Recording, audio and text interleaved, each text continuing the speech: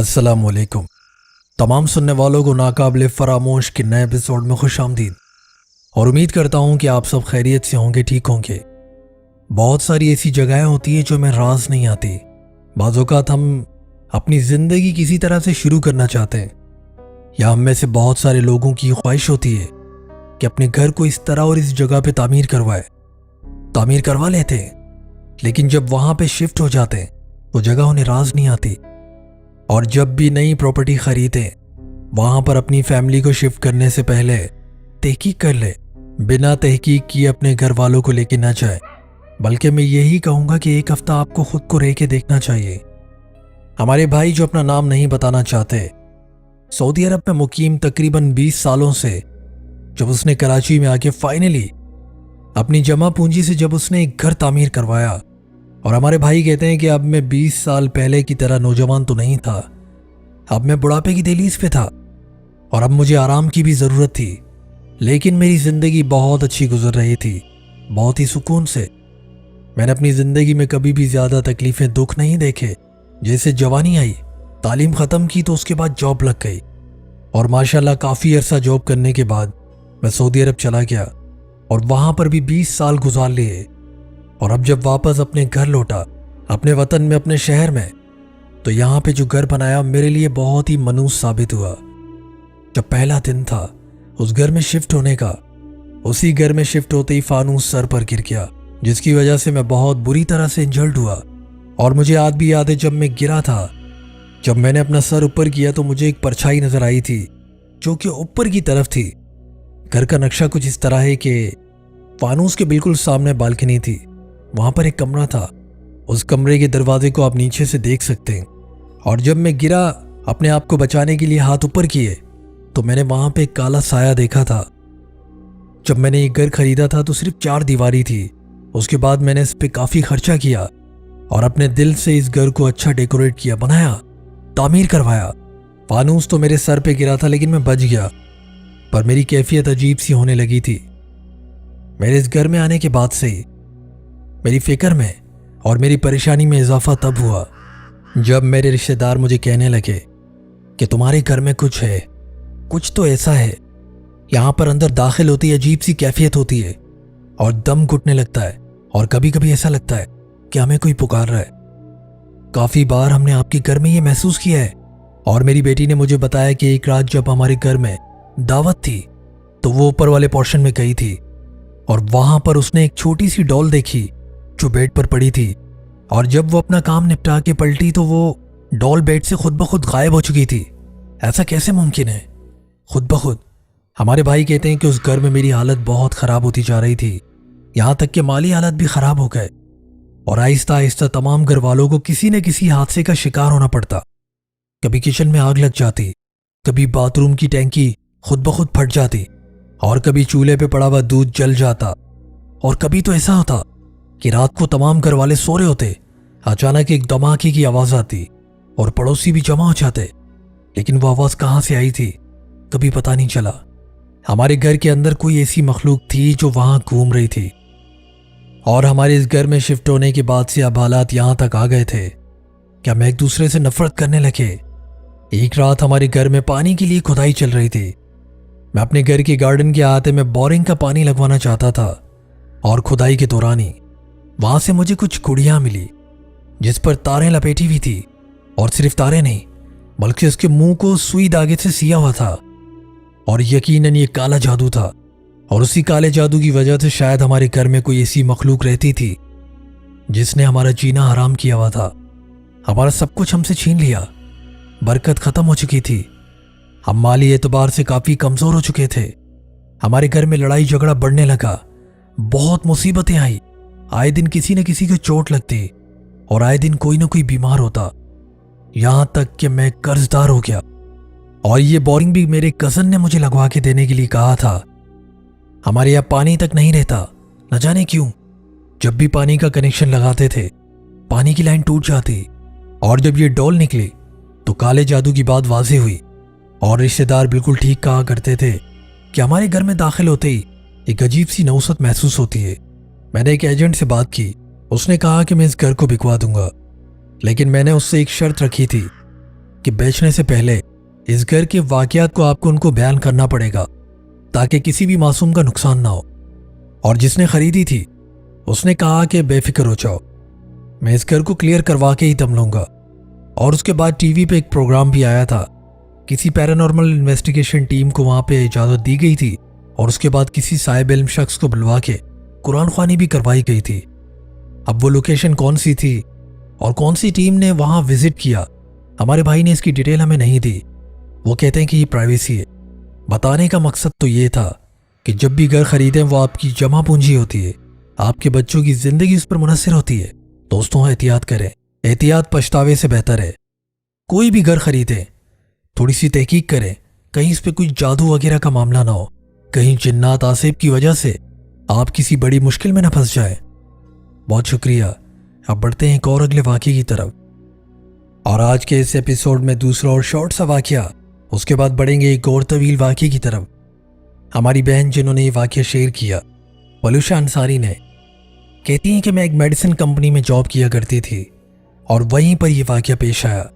बहुत कुछ सुन रखा था उस प्रॉपर्टी के बारे में कि वहाँ पे नाइट शिफ्ट में एक लाल कपड़ों में लड़की भी नजर आती है, लेकिन मैंने कभी भी नहीं देखी। एक रात में मामूल के मुताबिक अपने काम में मशगूल थी। वहां पर उस एरिया में मैं अकेली थी। मैंने देखा जो एक ब्लू कलर का कैन होता है, वहां पर एक ब्लू ड्रम था जहां मेडिसिन होती है, वो खाली था और वो खुद ब खुद पुरस्कार तरीके से हिलने लगा। मैं ये देखकर काफी डर गई थी। मैं अपनी आंखों के सामने ये सब देख रही थी। ऐसा होना नामुमकिन था। एक चीज पड़े पड़े खुद ब खुद कैसे हिल सकती है? मैं देखकर काफी हैरान थी। उससे भी हैरानी वाली बात तो ये थी कि मैं खुद ब खुद उससे कहने लगी कि क्या तुम मुझे डराओगे? और मैं खुद हैरान हो गई कि ये मैंने कहा। ऐसा लग रहा था कि मेरा वजूद जानता हो कि यहाँ पे कोई एंटिटी मौजूद थी और मैं उसे इतनी बहादुरी के साथ जवाब भी दे रही थी कि तुम मुझे डराओगे। लेकिन अल्लाह की पनाह, न जाने क्या और कौन था। ये एक शॉर्ट सा वाकया था जो हमारी बहुत अच्छी लिसनर है पलूशा अंसारी, उन्होंने शेयर किया। इसी वाकये से मुझे एक वाकया याद आया जो बहुत पहले हमारी बहन ने ही हमसे शेयर किया था, लेकिन उन्होंने इनकम्प्लीट शेयर किया इसीलिए, और यही वजह थी कि मैंने वो वाकया अभी तक शेयर नहीं किया। लेकिन कुछ सरसरा सा मैं आप सबसे शेयर करना चाहता हूँ। दोस्तों, क्या हो कि आप जिस जगह पर खड़े हो या किसी ऐसी जगह पे जहाँ पे जिन्नात का बसेरा हो और पहले से आप आसिफ ज़दा हो, एक ऐसी मखलूक हो जो आपके भी साथ मौजूद हो, और जब आप कहीं पे रुके हो वहाँ भी जिन्नात हो, तो क्या होगा? क्या उनका आपस में कॉन्फ्लिक्ट होगा? ऐसा एक अजीब सा वाकया पेश आया था जो कि दिल को दहला देने वाला था। अफसोस की बात तो ये थी कि जिसने लिखा था उन्होंने बिल्कुल अधूरा लिखा। शायद हमारी बहन वो डर गई। लिखते लिखते बाज़ औक़ात इंसान डर जाता है, लेकिन उन्होंने कहा कि जब मुझे हिम्मत आएगी तो मैं ये वाकया दोबारा मुकम्मल कर लूँगी। लेकिन उन्होंने मुकम्मल नहीं किया। हमारी बहन कहने लगी कि मेरा भाई, जिसे घूमने फिरने का बहुत शौक था, एक बार वो नूरानी गया और नूरानी में कहीं किसी जगह से वो आसिफ ज़दा हो गया। वहाँ मज़ार पर और न जाने कहाँ कहाँ वो दोस्तों के साथ घूमने गया, और उसने बताया था कि वो ढाबों में और हाईवे पर और न जाने कैसी कैसी पहाड़ी जगहों पे वहाँ गया भी, बैठे भी। काफ़ी वक्त गुजर जाने के बाद जब वो घर आया तो उसकी तबीयत खराब थी और वो आसिफ ज़दा हो गया। वो रात को हंसता, कभी रोता, कभी उसकी आवाज़ तब्दील हो जाती और कभी वो पूरा पूरा दिन बेहोश रहता। कभी होश में आ जाता तो इतना खाना खाता। हमने काफ़ी इलाज करवाया लेकिन कोई फ़र्क नहीं पड़ा। एक बार किसी ने बताया कि वालिद मोहतरम को इसका इलाज करने के लिए फला फला जगह पे एक बुजुर्ग है, उनके पास चले जाओ। और जब मैंने फ़ोन किया तो उस बुजुर्ग ने कहा कि ठीक है, आप बच्चे को ले आए। लेकिन बात यह कि वो सखर में था और हम एक शहर में थे। अब अगर इलाज करने के लिए जाते तो उसने कहा था कि इलाज 20 से 25 दिन चलेगा, आपको यहीं पे रुकना पड़ेगा। वालिद मोहतरम ने किराए का एक मकान लिया, ऑफिस से छुट्टी ली और भाई को लेकर चले गए और दोनों भाई एक साथ गए थे। लेकिन वालिद साहब ने कहा कि एक काम करो, तुम भी चलो, और वो मुझे भी लेके चले गए। मेरी वालिदा अकेली थी, इसीलिए खाला हमारे घर आके रुक गई। मुझे इसीलिए ले गए क्योंकि खाना पीना भी तो करना था और भाई की पट्टी अक्सर मैं किया करती थी, इसीलिए वो मुझे लेके चले गए। हम 4 लोग उसी घर में थे, मेरा छोटा भाई, मैं और बड़ा भाई जो आसिफ ज़दा था और वालिद मोहतरम। रात के खाने के वक्त की बात है। मैं किचन में खाना बना रही थी जो कि ओपन किचन था अमेरिकन स्टाइल में, और बिल्कुल सामने नीचे दस्तरखान पे भाई बैठे हुए थे और वालिद साहब। मैं गरम गरम रोटियां बना के उन्हें देती जा रही थी और वो खाते जा रहे थे। अचानक से मेरा भाई उठ के खड़ा हो गया और गोया वो एक मजबूत लकड़ी की तरह खड़ा हो गया और उसका जिस्म इतना अकड़ गया कि हमने और मेरे भाई ने काफी हिलाया, लेकिन भाई बिल्कुल खामोशी से वहीं खड़ा रहा, अकड़ गया, जैसे अपने सामने कोई अजीब सी चीज देख ली हो उसने।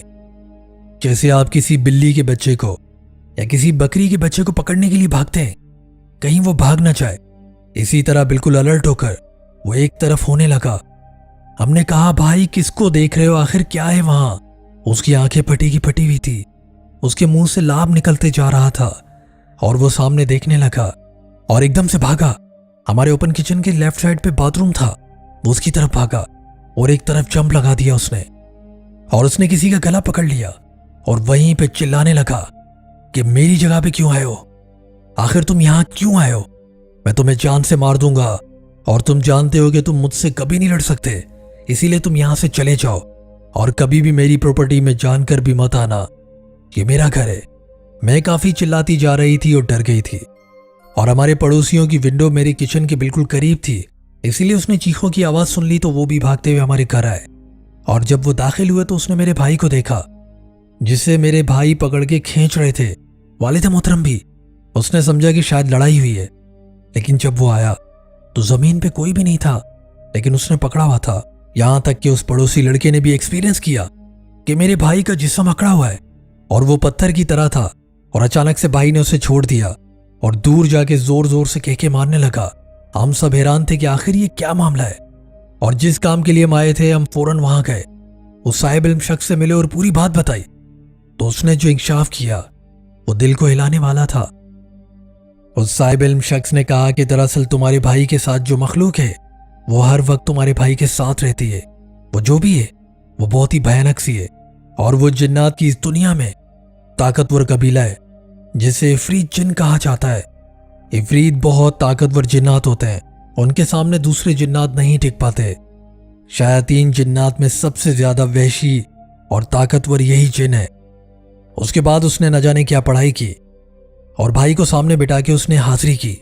उसने उस जिन से कलाम करने की कोशिश की और जब इस वाक़े के बारे में पूछा गया तो उसने बताया कि दरअसल वहां पर एक दूसरा जिन था जो दूसरे कबीले से था और अक्सर व बेशतर हमारी आपस में नहीं बनती, और वो हमारे घर में दाखिल हुआ तो मैंने उसे वहीं दबोच लिया। मैं उसे मारने ही वाला था कि ये आयतल कुर्सी पढ़ने लगे, दुआएं पढ़ने लगे और मुझे उस जिन पर तरस आ गया। मैंने उसे छोड़ दिया, लेकिन मैं उसकी गर्दन अलग कर दूंगा अगर वो दोबारा इस घर में आया। तो मैंने कहा, हमारे बच्चे को नुकसान हो रहा है, तुम इसे छोड़ दो।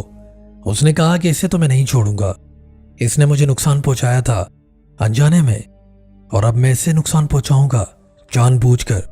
बहुत इलाज करवाया लेकिन भाई को फर्क नहीं पड़ा। और दोस्तों, बदकिस्मती से ये वाकया यहीं तक था। हमारी बहन ने और भी कुछ लिखना था लेकिन उसने ये वाकया यहीं पे स्टॉप कर दिया, आगे नहीं बताया कि आगे हुआ क्या। ये वाकया बहुत ही भयानक सा था। दो जिन्नात की आपस में लड़ाई एक इंसान के वजूद को पोजेस कर चुका था, एक इंसान के वजूद को आसिफ ज़दा कर चुका था और एक जिसे सिर्फ वही देख सकता जो उसी घर में सामने था, जो बाहर से आया था, लेकिन और किसी ने नहीं देखा। पर उन दोनों की आपस में लड़ाई बहुत अजीब थी। हमारी बहन ने शुरू में लिखा था कि ये बहुत ही भयानक वाकया है जिसे मैं कभी भूल नहीं पाऊंगी, लेकिन इसने हमें बहुत तकलीफ दी है इस वाकये ने। ये थे आज के वाकयात दोस्तों, उम्मीद है कि पसंद आए होंगे। बहुत ज़्यादा ठंडा पानी पीने की वजह से गला ख़राब है और उम्मीद है कि मेरी आवाज़ आपको समझ आ रही होगी। जब मेरा गला ख़राब होता है तो मेरी आवाज़ और भारी हो जाती है। आप सबका प्यार और मोहब्बत है कि सपोर्ट करते हैं, दुआएं देते हैं। इसी तरह अपना प्यार और सपोर्ट रखिएगा। अपनी दुआओं में ख़ास याद रखिए हमें और हमारे वालिदैन को, और अपने वालिदैन का ख़ास ख्याल रखें। दुनिया में वो आपकी बहुत बड़ी नेमत है और दुनिया का सच्चा प्यार वालिदैन के बाद कहीं भी नहीं। दोस्तों, अल्लाह का भी हुक्म यही है, अपने वालिदैन का बहुत ख्याल रखें। चाहे वो गुस्से में आ जाए फिर भी उनके सामने कभी भी ऊंची आवाज़ में कभी बात तक मत करें। हमेशा एहतराम करें। पड़ोसियों का भी, अपने छोटों से शफकत करें, बड़ों का एहतराम करें और अपनी बहनों के साथ अच्छे से पेश आएं। एक दिन चली जाती हैं वो, उनके नसीब के लिए दुआ करें। और जो नए आने वाले दोस्त हैं उनसे ये गुजारिश करूंगा कि चैनल को सब्सक्राइब किए बिना मत जाइएगा। और आप मुझे इंस्टाग्राम पे भी फॉलो कर सकते हैं एलिगेंट अभी के नाम से ही, और थ्रेड्स जो कि नहीं है पे वहाँ भी सेम आईडी है। डिटेल आपको डिस्क्रिप्शन और स्क्रीन दोनों जगहों पे मिल जाएगी। अपनी दुआ में याद रखिएगा। इंशाल्लाह फिर मुलाकात होगी नए एपिसोड में। जब तक के लिए इजाज़त चाहता हूँ। अल्लाह हाफिज़। अल्लाह ने के बाद।